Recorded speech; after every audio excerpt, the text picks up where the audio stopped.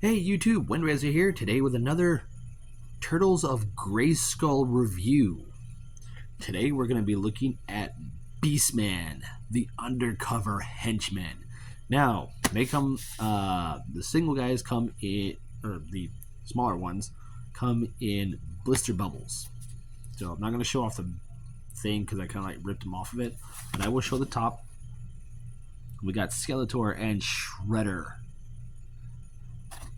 As well for the back, we have a nice artwork of Skeletor here in the background, and we have Mossman facing off Beastman. Comic book included. The little bio here says Beastman did not trust the alien outsiders for the moment they set foot inside Snake Mountain. Rather than become Krang's next mutated experiment, Beastman escapes to strike a bargain with He-Man. What he found instead left him shell-shocked. Very cool. Now here we have the other figures in the line. We have Raphael, the hard-headed size specialist. Ratman, the mutated battering ram. Shredder, the evil master of ninjutsu. And Beastman, the one I have, the undercover henchman. And Shredder's I actually like. He has that weird little crossbow toy, but he also comes with a battle axe. Ratman looks cool. I might pick him up. And Raphael looks very interesting, so I may pick up these three. Now, like the box said, he does come in with a little comic book. And it is called The Belly of the Beast Man. And it's a very cool little story. Very nice story that we have inside of how everything transpires. I want to say this is the second or third comic. I don't know what order these things go in, but I'm going to show it off.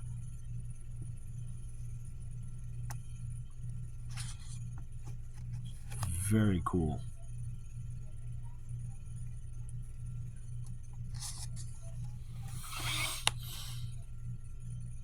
Alright, this little scene right here, you see Beastman jumping up to help his buddies. Like, instant betrayal. I like how Merman has got this serpentoid look going to him. So if I find a figure of him, I might get it. Very cool. And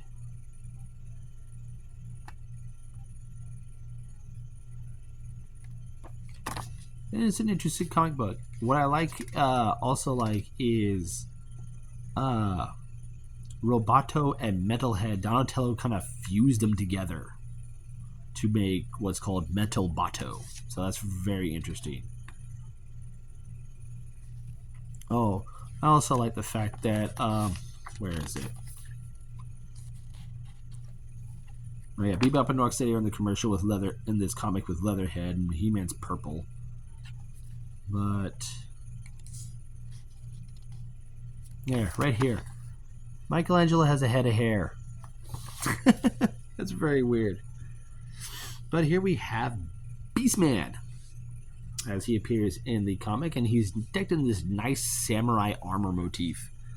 He does come with two accessories, one being this beautiful blue metallic chain whip. I do like how it looks. And a turtle shield shell, or shell shield. Very cool.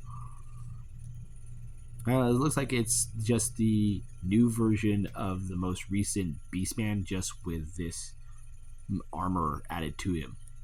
The helmet is removable. Sure. And I like how the inside of the helmet, they've molded it to where it will fit snugly only on his head.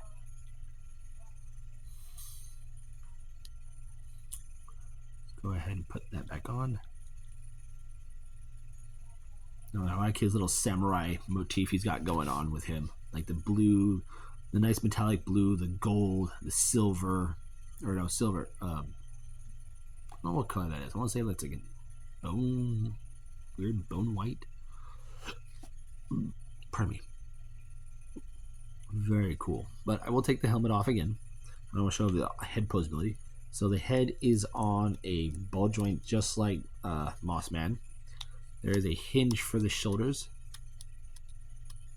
where it has two stopping points, 1 and 2. The armor pieces don't really stay in place very well. They just like slide around, so you gotta like push them on there. There is a bicep swivel at the elbow, bend at the elbow a bit, about under 90 degrees. The fists are on a swivel, as well as that same wrist hinge that goes side to side. He does have waist rotation. These his armor skirts are bendable plastic, so they'll move with the legs, which are on a nice ball joint. There is a swivel above the knee with a nice knee bend. And I like his because it's not that see-through plastic like Mossman is. There is a mid-thigh swivel. There's a foot rotation, which is very weird. It's a weird foot pivot. There's also forward and back on the feet. I'll go ahead and armor him up and get him into like a beast manual stance that he's always in, where he's like squatting. I'll go ahead and make sure armor's in place. Go ahead and put his helmet on. Give him his whip in this hand.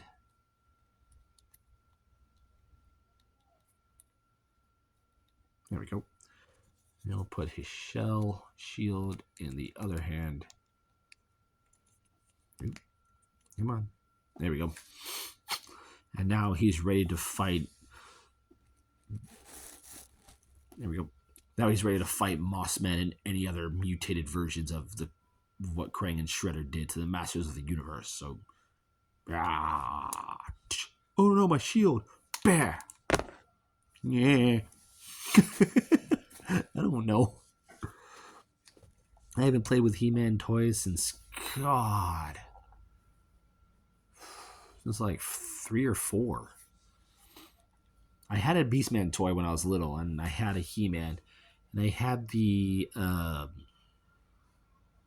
elephant dude. I had him and Leech. Never really had any of the other bad guys, but these were the ones I liked, and I always had them fighting or working together.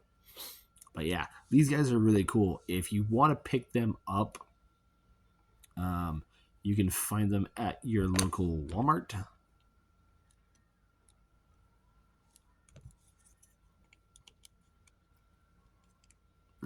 Like I said, there's been collaborations of Turtles with other series, but I find that the Masters of the Universe and Ninja Turtles is by far my favorite, hands down.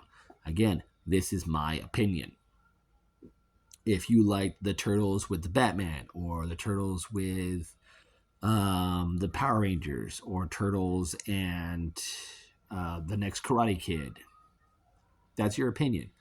Or there's just recently been the new Turtle collaboration where it's the WWE dressed as Ninja Turtles characters. Like, they have the color motifs of the characters as well as weaponry. So it's really weird. Kofi Kingston and Roman Reigns. Roman Reigns is supposed to be the Shredder. It's really weird. But I like this series.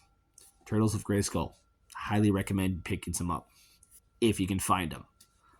But I'm Windrazor. This is Beastman. This has been my review on the Turtles of Grayskull, Beastman the Undercover Henchman, and I'll see you on the next review.